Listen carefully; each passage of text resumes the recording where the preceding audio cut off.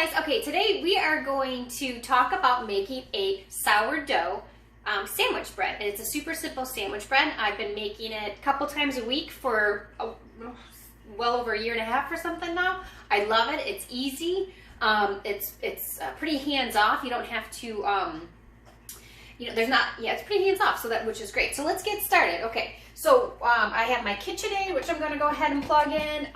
Normally for sourdough recipes, you don't use KitchenAids. It's usually hands-on, and you just mix it up and kind of let it set, and then you pat it out to make pizzas or whatever, recipe that you're following. But for the sandwich breads, even the gluten-free ones, they tend to just go ahead and use a KitchenAid, which is, or you could whip it up yourself if you just so desire. Okay, so first what we're going to start with is about a three-fourths cup of some filtered water. I'm just going to empty it like that. And then we are going to get our active bubbly starter, and I'm actually going to pull it from 2 of these jars. And the reason why I have 2 jars is that I have an extra one in the fridge that I like to wake back up, and just make sure I have a backup all the time.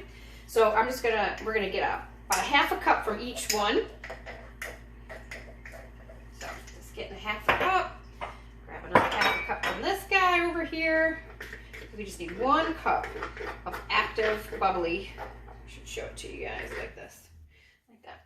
And honestly, I have made this where it's not as active. Either it hasn't fed all the way, or either that it's fed and it's coming back down. And either way, it works really great.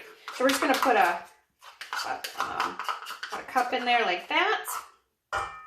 And then we have, I melted some butter in the oven, so that's why I'm using my hot mitt, and that is a tablespoon of butter.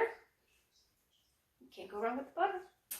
And then you are going to give, it's about just like a teaspoon or so of, maybe 2 teaspoons of sugar. And that's just to help it feed during the night, just to make sure it's got enough, stuff that it rises for you. And then you're going to do 2 teaspoons of salt.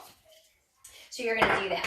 And then you're going to take, and today I'm just using organic all-purpose flour.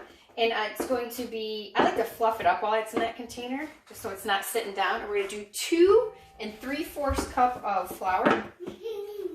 And we've got 2 and almost 3/4 now, 3/4. There you go. So that is the recipe right there. Easy peasy, right? We're going to go ahead and turn this on and let it whip for about 5 minutes or something. And then sometimes it's tacky, sometimes it's not. You can add a little bit of flour if it's a little too tacky, but if you ever use a dough hook, it should be around the dough hook good enough.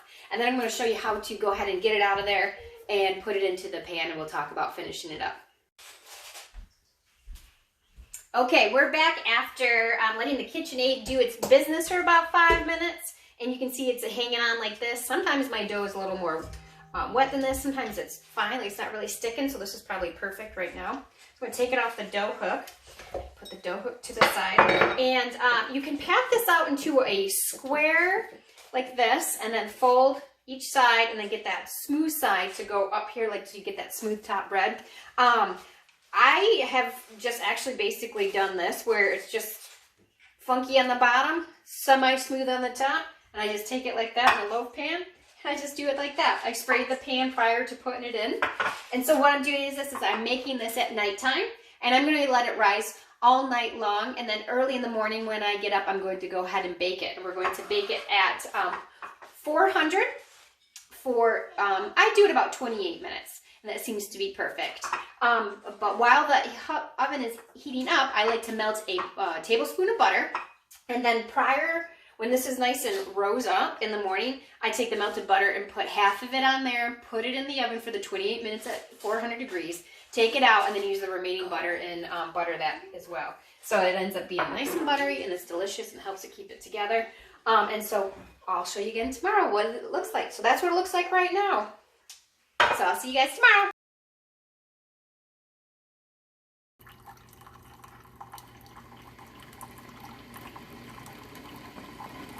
Brewing some coffee, put some butter on my bread, and gonna bake it. It's the sourdough bread that we made last night. Rose in the oven. There's the bubbles, look at that. Good to go. Go put it in the oven.